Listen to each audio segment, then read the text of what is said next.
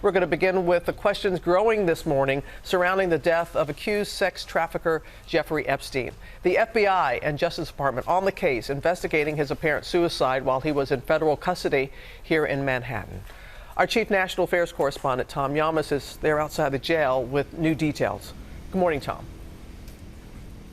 Robin, good morning to you. Sources at the Department of Justice tell us right now the focus of investigators is on the 24 hours leading up to Epstein's suicide. That Attorney General William Barr wants to be updated every 3 hours on any developments, and that there are numerous agents now working this case.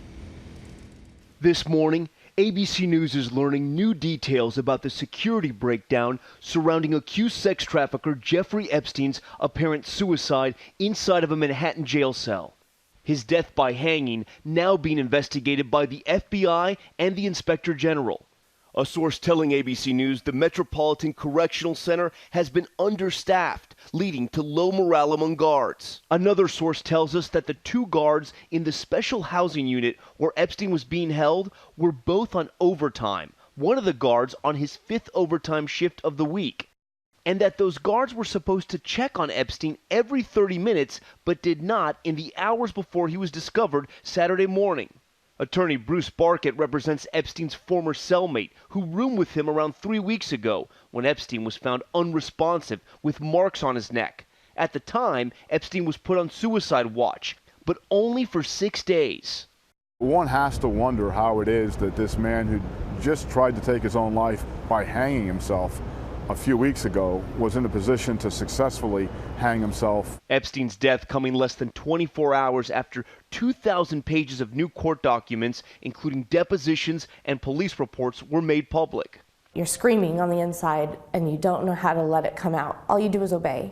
That's it. In those unsealed documents, Virginia Roberts Giuffre's 2015 defamation suit against Ghislaine Maxwell, a British socialite and longtime Epstein associate who Epstein's accusers have described as his madam.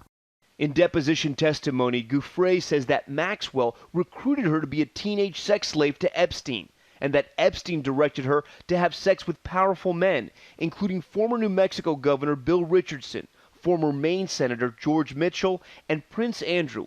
All of the men have denied those allegations. Give Jeffrey what he wants. A lot of this training came from Ghislaine herself. Maxwell has consistently denied the allegations and so far has not been charged, but prosecutors pledging to take down anyone who conspired with Epstein to commit his years of alleged sexual assault on underage girls. And Epstein still able to torment some of his accusers, even in death. I really wanted justice. I really wanted him to take up for what he did and to be put in jail or prison and have to sit there and think about what it is he exactly did to so many people. Now, following Epstein's suicide, President Trump retweeted two conspiracy theories that were completely baseless, suggesting Bill Clinton was somehow behind the suicide because he had a past association with Epstein. Again, no proof, completely baseless. We should also mention that President Trump himself had a past relationship with Jeffrey Epstein. Both presidents say they knew nothing about these terrible crimes. David? All right, Tom Yamas, who's been covering this all weekend long. Tom, thanks. Let's bring in our chief legal analyst, Dan Abrams, with us here this morning. And Dan, we know the Department of Justice, as Tom just reported, looking into this. They're getting updates every 3 hours or so. But what do you make of what could happen now for somebody in the jail or administrators inside the jail because of this? Heads are going to roll in one way or another. The question is just going to be, is it going to be administrative? Is it going to be people getting fired? Or are there going to be charges? And for there to be criminal charges, you're going to need intentional acts. Not just negligence, not just they should have done something more, but it's going to have to have been literally a bribe or a payoff or someone instructing someone to do something else. So something intentional for there to be criminal charges. But, you know, people really scratching their heads this weekend when they heard this headline, because this is a guy who tried to kill himself a couple of weeks ago. He's supposed to be on suicide watch. So how does this happen? In a place where it should never happen, right? I mean, that's the point. It should never happen in this particular jail. So there are going to be questions.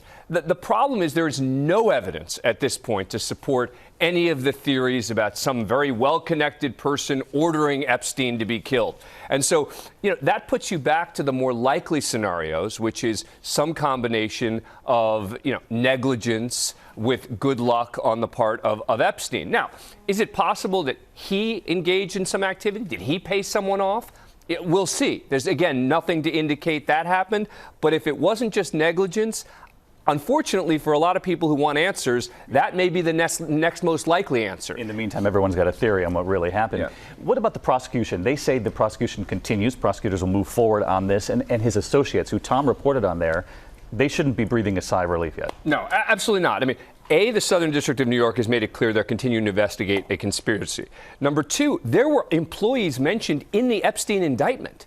There were 3 employees mentioned there. They can all be investigated. Then you also have the possibility of civil lawsuits as well. So I don't think anyone's breathing a sigh of relief, in particular because people want accountability. And if Epstein's not around to get it, then someone else may have to find somebody else. All right, Dan Abrams, great to have you this morning. Thanks, Dan.